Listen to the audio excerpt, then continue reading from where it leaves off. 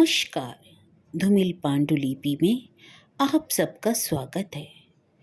भूली बिसरी कहानी में आज सुनिए स्वयं प्रकाश जी की कहानी एक यूं ही मौत। और एक दिन वह मर गया, नहीं पता कैसे।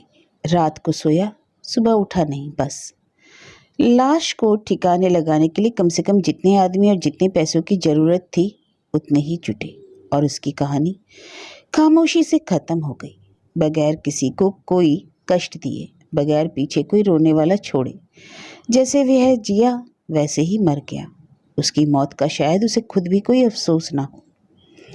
उसने जिंदगी में कभी रेलवे का टाइम टेबल नहीं खरीदा, कभी ट्रेवल्स चेक नहीं बनवाया, बीमा नहीं कराया, लॉटरी नहीं लगाई, हवाई यात्रा नहीं की, हॉट डॉग या हैमबर्गर नहीं खाया, शैंपेन या हेरोइन नहीं पी, ब्लू फिल्म भी नहीं देखी, वोट भी नहीं दिया और कमोड पर बैठकर हगा भी नहीं।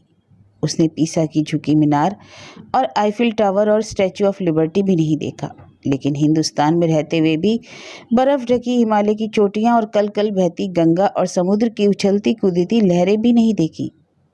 उसे स्केटिंग भी नहीं आती थी, बालरूम डांस भी नहीं, घुड़सवारी भी नहीं आती थी, लेकिन उसे तैरना भी नहीं आता था, स्कूटर चलाना भी नहीं आता था, टाइप करना भी नहीं आता था। उसने कभी कंप्यूटर पर डाटा प्रोसेसिंग नहीं किया, पियानो नहीं बजाया, मूवी फिल्म नहीं उतारी, लेकिन यही क्यों, उसने तो कभी कैलकुलेटर पे काम भी नहीं किया, मुंह में हाथ डालकर सीटी भी नहीं बजाई, हथेली पर लट्टू भी नहीं घुमाया।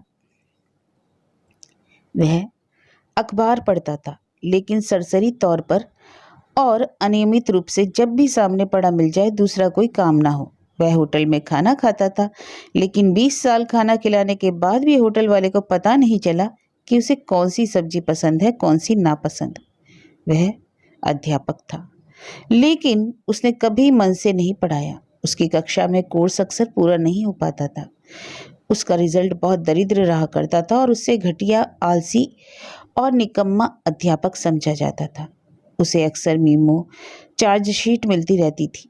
कभी जिम्मेदारी का कोई काम सौंपा नहीं गया और अफसरों के निरीक्षण दौरों के समय छुट्टी पर भेज दिया जाता था। आखिर वह मर गया।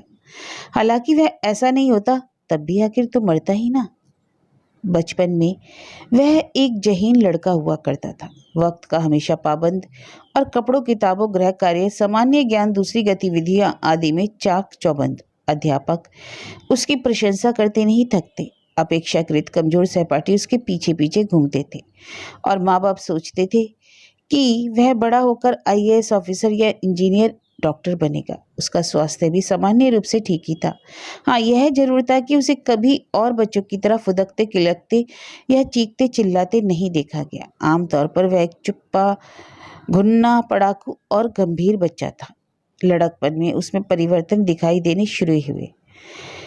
लंबाई एकदम से बढ़ गई, टेटुआ निकल आया, आवाज भारी हो गई, आंखों के नीचे काले गड्ढे पड़ गए, पूंछों की लकीरें निकलने, कोरे निकलने लगी। पूरा अस्तित्व एक अबुझ झेप और गोपनीयता का गुंजलक सा लगने लगा। उसके चेहरे पर कील मुहासे दिखाई देने लगे, जिन्हें अपेक्षाकृत वह अंगूठे उंगली से दबाकर पिचकाता, फोड़ता रहता। दिमाग स्थिर रहने की बजाय इधर उधर भटकता रहता। वह किसी भी से भी बात करते समय शर्माता या चिड़चिड़ाने लगता, लेकिन लेक्चर के दौरान अकेला पीछे लगी बेंच पर बैठा बैठा कभी कभी बड़े रहस्यमय ढंग से मुस्कुराने लगता।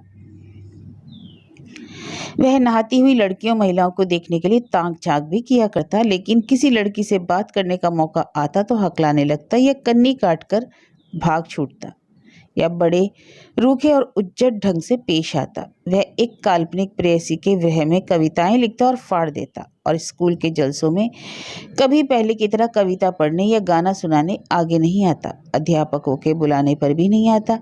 वह दोपहर को घर वालों के डांटने के बावजूद चादर तान कर सो जाता और रात 12-12 बजे तक दोस्तों के साथ शहर की सूनी सड़कें नापता रहता। पूछा उससे यह गया था कि वे आर्ट्स लेगा या साइंस या कॉमर्स। पहले वे बौछक पूछने वाले अध्यापक को देखता रहा, फिर बोल बैठा, आप टुनकू खाएंगे, मुंकू या कुंकू। दूसरा कोई होता तो उसके थप्पड़ पड़ जाता या उसे भगा ही दिया जाता, पर अभी इस मामले में उसके पिताजी को बुलवाया गया। पिताजी भी अध्यापक थे और उनकी स्थिति यह थी कि स्कूल वाले उनसे परम संतुष्ट थे और घर वाले चरम असंतुष्ट। वह भांग बहुत पीते थे और हर पहली तारीख को पूरा वेतन पत्नी के हाथ में रख देने के अलावा उन्हें घर की किसी बात से कोई मतलब नहीं था। घर पर भी उनके पास कुछ बच्चे पढ़ने आते थे, पर या तो वे फीस देते नहीं थे और यदि देते भी तो वे गृहलक्ष्मी के पास नहीं पहुंचते थे। गृहलक्ष्मी हमेशा क्रोध से भरी रहती थी और सबसे ज्यादा कुपित वे मास्टर साहब की भांग के कारण थी। पर उसे पिता के इस इकलौते व्यसन में कोई बुराई नजर नहीं आती थी और वह पहले भांग बनाने पिलाने में और फिर बाद में चढ़ जाने पर उपचार शमन में पिता का सहायक होता था, बस चुपचाप। तो पिता ने यह समाधान निकाला कि बरौर बहस किए उसे साइंस दिलवा दी, क्योंकि उसमें कैरियर अच्छा है। और कैरियर ऐसा अच्छा निकला कि हमेशा प्रथम श्रेणी में आने वाला वह उस साल फेल हो गया। हालांकि सिर्फ साइंस के ही कारण नहीं, और अगले साल भी सप्लीमेंट्री में ही पास हो सका। पूछा उससे यह गया था कि अब तक वह पढ़े लिखों के फिटमारेपन की स्थिति समझ चुका था, और जब मैं सर्विस करूंगा और जब 100-100 के नोट मेरे हाथ में होंगे, जैसे बचकाने सपने उस पर से उड़कर उससे छोटों के मन पे जा बैठ चुके थे। इसी बीच उसका एक लड़की से प्यार हुआ जो देखा देखी से तृतीय श्रेणी में मैट्रिक पास करने तक, छुआछाई तक आया और साइंस छोड़कर बीए करने तक नौक झोंक कर बीएड के दरमियान उसके सनकीपन से तंग आकर टूट गया। उसकी फरमाइश थी कि 10 साल से पहले शादी नहीं करेंगे और बच्चे पैदा करने जैसी मूर्खता तो कभी नहीं करेंगे, हरगिज नहीं करेंगे, क्योंकि दुनिया वैसे ही बच्चों से भरी पड़ी है। उसका कहना था कि वह शादी के 7 दिन पहले नसबंदी ऑपरेशन करा लेगा, क्योंकि यदि सिर्फ एक पीढ़ी वह बलिदान करने को तैयार हो जाए इस देश के लिए, तो लेकिन एक पीढ़ी को उसके पागलपन की कोई चिंता नहीं थी, खबर भी नहीं थी, और जिसे थी वह तो किसी और से शादी करके चली गई और अंत में 4 लड़कियों और 2 लड़कों की सुखी संतुष्ट मोटी मां बनकर ही उसने चैन की सांस ली। इसके बाद उसने लड़कियों की तरफ कभी मुड़कर भी नहीं देखा। वे उसे बेवकूफी से भरी पोटली लगने लगी और हर तरफ बहती कूदती लड़ती झगड़ती हंसती दुलाती दुलत्ती मारती खिसियाती दुनिया उसे एक फिजूल तमाशे की तरह लगने लगी। उसकी बहन घर से भाग गई। उसने जरा परवाह नहीं की, क्योंकि यह बहन की अपनी स्वेच्छापूर्ण मूर्खता थी, जिसे करने को सबका अधिकार है। और जब मनाती टोकती डांटती झींकती मां मर गई तो भी उसे कोई फर्क नहीं पड़ा। अंत में वह अध्यापक हो गया, क्योंकि कुछ न कुछ खाने के लिए कुछ न कुछ कमाना तो जरूरी था। और जब बाप और बेटा दोनों आटा दाल घी मसाले खरीद कर नहीं लाए तो नौकर क्या पकाए, इसलिए दोनों होटल पर खाने लगे और पिता के रिटायरमेंट के बाद उनका टिफिन घर जाने लगा। यह अध्यापकी के प्रारंभिक दिनों की बात है, जब गांधी जयंती या कोई जयंती थी और उसे भी बोलने के लिए कहा गया था, और उसने कहा था कि आज आपसे कहा जाएगा कि आपको गांधी जी के बताए रास्ते पर चलना चाहिए। कुछ दिन बाद कहा जाएगा नेहरू जी के बताए रास्ते पर, फिर सुभाष के बताए रास्ते पर, फिर सुब्रमण्यम भारती के बताए रास्ते पर, और फिर भगत सिंह के बताए रास्ते पर। इस तरह साल भर में करीब 20-21 रास्ते आते हैं, और सब पर आप एक साथ चल नहीं सकते, क्योंकि ये सारे रास्ते यदि पता भी चल जाएं कि क्या हैं, तो एक दूसरे के ठीक उल्टी दिशा में हैं। क्योंकि सुभाष जब कांग्रेस अध्यक्ष बने तो गांधी जी ने उन्हें कांग्रेस छोड़ने पर मजबूर किया था। आप क्या करेंगे? और हकीकत तो लेकिन और भी मजेदार है, आप इनमें से किसी के रास्ते पर नहीं चलेंगे, आप चलेंगे हाजी मस्तान के रास्ते पर, और उसमें कुछ खास बुराई भी नहीं है। हर व्यक्तिगत रूप में मुझे सीवी रमन का रास्ता बहुत अच्छा लगता है। जय हिंद। इस हतबुद्धि कर देने वाले उसके भाषण के बाद पूरी नौकरी के दौरान उसने कभी भाषण देने के लिए नहीं कहा गया। वह नागरिक शास्त्र का अध्यापक था, पर चूंकि उसकी पढ़ाने की क्षमता पर शिक्षा विभाग को संदेह ही नहीं था, उससे उन्हें डर भी लगता था, इसलिए उसे दफ्तर के छोटे मोटे काम के लिए रखा जाता, और किसी भी अध्यापक के छुट्टी चले जाने पर उसकी कक्षा को संभालने भेज दिया जाता। भर्ती का अध्यापक या बदली का अध्यापक, यही उसका काम रहा। उसने परवाह भी नहीं की, लेकिन ऐसी कक्षा को वह सचमुच संभालने लगता था। ना वहां शोरगुल होता नजर आता, ना बेंचों के पटकने उलटने की आवाजें, और ना सन्नाटा जो लड़कों के भाग जाने पर हो जाता है। वह कक्षा में घुसते ही पूछता, तुम लोगों का क्लास टीचर कौन है? ऐसा वह जानबूझकर करता। अपनी बिरादरी के सीधे लोगों को वह बेबी सीटर कहता और तेज लोगों को टीचर नहीं चीटर कहता लड़कों के सामने। लेकिन लड़के हंसते नहीं, क्योंकि लड़कों को हमेशा उससे बहुत रोचक, उत्तेजक और मौलिक सनकीपन की उम्मीद रहती। यदि वह भूगोल की कक्षा होती तो वह यहाँ से शुरू करता, अच्छा बताओ ऐसा क्यों है कि एक ही देश में एक जगह लोग बाढ़ से मर रहे हैं, दूसरी जगह सूखे से? ऐसा क्यों नहीं किया जा सकता कि बाढ़ के इलाके का पानी सूखे के इलाके में पहुंचा दिया जाए? दोनों जगह 4-4 फसलें ली जा सकती हैं। तब वह विस्तार से गंगा के पानी के क्यूसेक बताता, गंगा पर बांध बांधने की असमर्थता, गंगा को कावेरी से जोड़ने की योजना, भूमिगत सुरंगों से गंगा का पानी नहरों तक लाने का खर्चा, परमाणु विस्फोटों में से थार रेगिस्तान में बड़े बड़े जलाशय बनाने की कल्पना। लड़कपन में कल्पना की बातें अबूझ होने पर भी अच्छी लगती हैं और लड़कों को भी अच्छी लगती। एक दिन एक लड़के ने पूछ लिया कि सर इसके लिए पैसा कहाँ से आएगा? जितने पैसे से एक लड़ाकू विमान आता है उसमें 30 पलंगों वाला अस्पताल या 100 बच्चों वाला एक स्कूल बन सकता है। हमारे युद्ध संबंधी बजट में से 5% की भी कटौती कर दी जाए और बड़े राष्ट्रों की संधियों और संघों द्वारा, तब तक घंटी बज जाती। यही वह सामान्य विज्ञान, कॉमर्स, भौतिक शास्त्र या हिंदी की कक्षा में करता। उसकी बातें छात्रों के सिर के ऊपर से नहीं गुजरती, दिमाग को थपेड़े मारते हुए निकलती। वह शख्स जो कह रहा है वह दूसरा कोई नहीं कहता, पर उन्हें लगता इसके पास प्रश्न ही प्रश्न है, कल्पना ही कल्पना। समाधान या व्यवहार की बात करते ही वह चिड़चिड़ा जाता। वह पढ़ता बहुत था, लेकिन उस पर किसी से बहस करने को तैयार नहीं होता। शायद अपने मुकाबले दूसरे लोग उसे बौड़म लगते थे। वह जानकारी, ज्ञान और बोध में बारीकी से अंतर करता था और अधिकांश पढ़े लिखे को पराये विचारों की एस्ट्रे कहता था। एक बार बहुत ध्यान से समाचार सुनने वाले से उसने पूछा, क्या सुनते हो? वह भौचक सा देखने लगा तो वह खुद ही बोला, कल गिनना कहा शब्द 15 मिनट के समाचार में कितनी बार बोला गया? राष्ट्रपति ने कहा, प्रधानमंत्री ने कहा, राज्यपाल ने कहा, युवराज ने कहा, विपक्ष ने कहा, पार्टी अध्यक्ष ने कहा, इजराइल ने कहा, पोप ने कहा, बीबीसी ने कहा। ये कहते कहते कहते ही हैं, कुछ करते का है या कुछ भी करते हैं, जो करते हैं वह इसे क्यों नहीं होता समाचारों में? इसके दूसरे दिन जब वह कक्षा में गया तो बोर्ड पर लिखा था पागल। इस पर उसने जरा भी बुरा नहीं माना और पौन घंटे जीवन में पागलपन की महत्ता का भाषण दिया। गैलीलियो से, मैडम क्यूरी से, आइंस्टाइन से, डार्विन से, फ्रायड से, रसेल से, सीवी रमन से, ठाकुर से, चार्ली चैपलिन से उसने सिद्ध कर दिया कि दुनिया का कोई भी बड़ा आदमी, कोई महान व्यक्ति ऐसा नहीं था जो पागल ना हो। काम में पागल, प्रेम में पागल, काम के प्रेम में पागल, और तुमसे भाग्यशाली होगा वह जिससे इसको शतांश भी पागलपन आ जाएगा। विद्यार्थी फिर अभिभूत। वह सुपर पावर्स को सुपर राक्षस कहता, मुख्यमंत्री को मूर्ख मंत्री, शिक्षा विभाग को भिक्षा विभाग और टीचर को चीटर। वह ना कुछ करता था, ना करना चाहता था, ना कुछ था, ना होना चाहता था, ना कहीं पहुंचा, ना पहुंचना चाहता था, ना किसी का प्रशंसक था, ना निंदक। वह हर चीज को निर्लिप्त, निष्क्रिय और निर्विवाद आलोचक था और इस पूरे तमाशे से लगता था कि या तो वह समय से बहुत पहले पैदा हो गया या बहुत बाद में।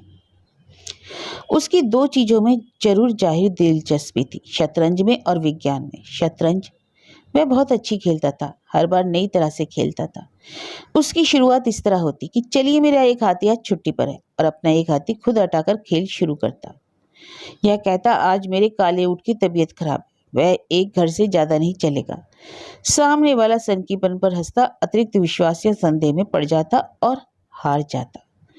विज्ञान के लिए उसके मन में सचमुच आदर था, भक्ति जैसा आदर। उसके अनुसार दुनिया में सिर्फ वैज्ञानिक है जो नया कुछ कर रहा है, बाकी सब तो पुराने को ही घिसे जा रहे हैं। धर्म कर्म, पाप पुण्य, मंदिर पूजा, रीति रिवाज आदि को वह पाषाण युगीन जातियां नदानियां मानता और कहता, दूसरों को इसकी आजादी देता हुआ भी, क्योंकि मूर्खता करने का किसी ने कॉपीराइटर नहीं ले रखा है, खुद कभी इसमें भाग नहीं लेता। त्योहारों के साथ भी उसका यहाँ सलूक होता था। सबसे ज्यादा गुस्सा उसे पुरातत्व, उत्खनन और प्रगतिहासिक शोधार्थियों पर आता था। यह भी उसका ख्याल था इनके बारे में कि समाज शास्त्रियों, नृतत्व शास्त्रियों और मनोवैज्ञानिकों के बारे में भी उसकी राय अच्छी नहीं थी।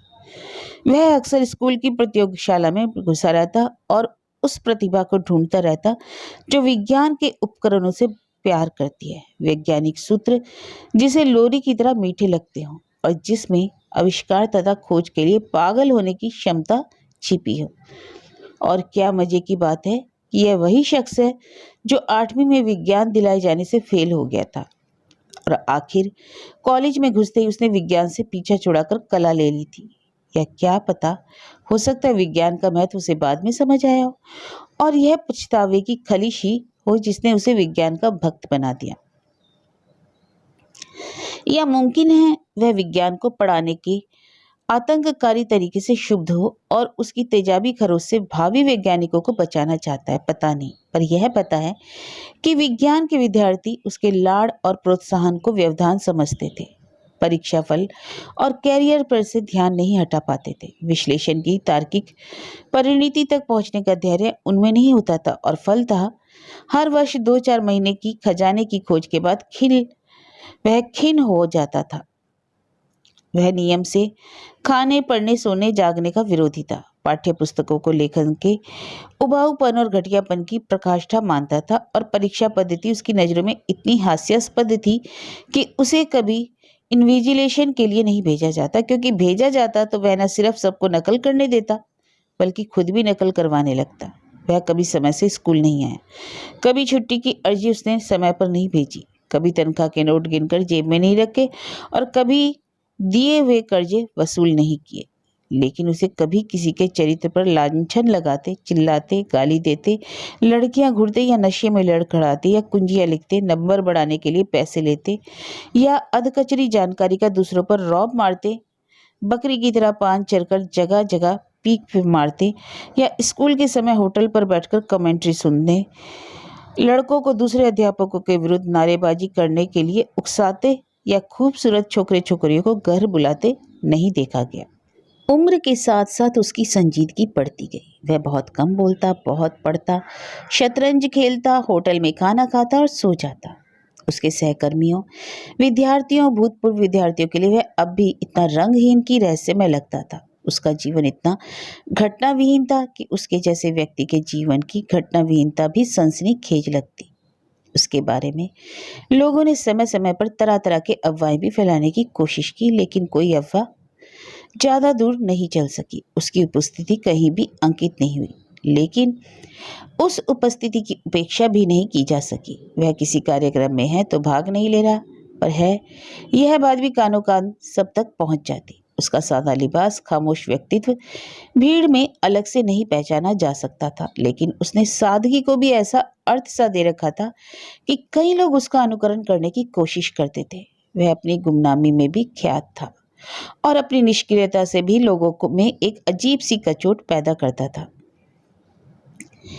एक बार उसके बचपन का एक दोस्त उससे मिलने आया। वे हंसे, बतियाए, घूमे फिरे। दोस्त ने कहा, तुम इतने जहीन थे, हम सब सोचते थे कि तुम जरूर कुछ बनोगे। जिंदगी ने तुम्हारे साथ अच्छा सलूक नहीं किया। तुम्हारी असफलता का दोषी पूरा समय और पूरा समाज है। वह चिढ़ गया, ठंडे स्वर में बोला, मैं क्या बन जाता तो तुम मुझे सफल मानते? कलेक्टर, राज्यसभा का सदस्य? सफलता क्या होती है? सफल कौन है? Lincoln, Napoleon, Hitler, Gandhi, Martin Luther King, Dharma Teja, Sanjay Gandhi, Ranga Billa? क्या सफलता? मैं अपनी खातिर नहीं जीता, तुम लोगों की खातिर जीता। चलो जीता, हालांकि नहीं जीता, क्यों जीता, पर मान लो जीता, तो क्या बनने पर तुम मुझे सफल मानते? दोस्त कुछ नहीं कह सका। कुछ दिन बाद वह मर गया, एक नाराज आदमी की चुपचाप मौत। ना किसी से तीमारदारी करवाई, ना किसी से अफसोस।